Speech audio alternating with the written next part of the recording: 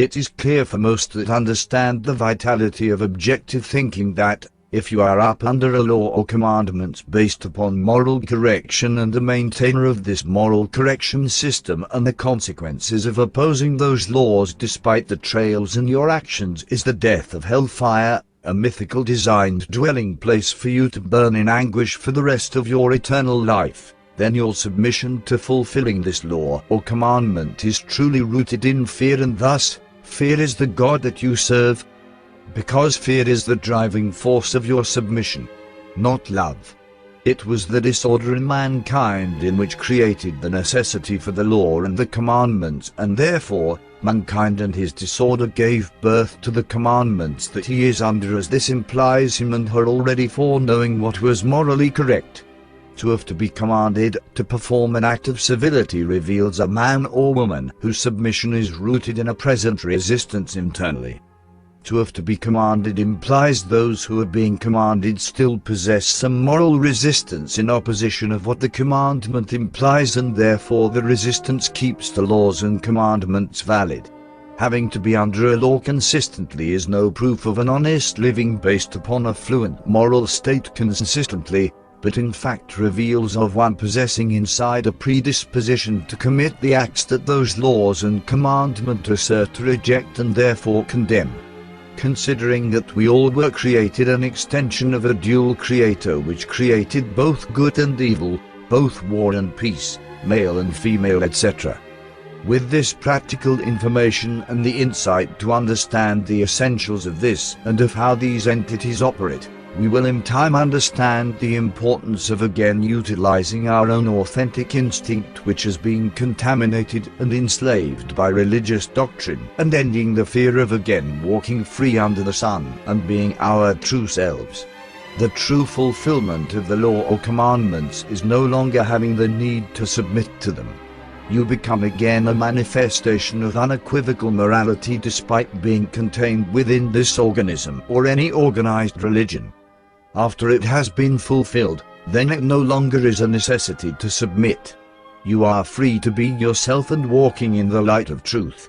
The act of having to submit to something implies having an opposing dual element inside of you that you have been programmed of surrendering because of the consequences of not surrendering. The consequences. This is rooted in fear. If it was a love, then there would be no feeling of having to sacrifice or surrender yourself to fulfill the implication of the law or commandment.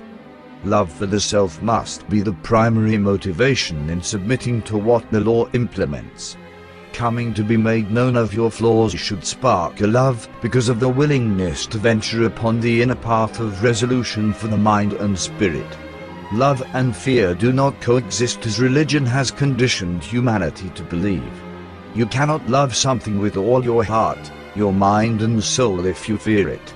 Fear is not attractive. It is unattractive and internally digressive. The effort of having to submit is within itself a form of oppression and subjugation. It is founded in the fact that the host has been in some form made to feel humiliated and therefore shamefully convicted of his or her acts of the past, which have been made to be perceived as non-instinctively a human factor. They are made to feel equivalent to a criminal and not as a human being upon the journey of growth and self-realization.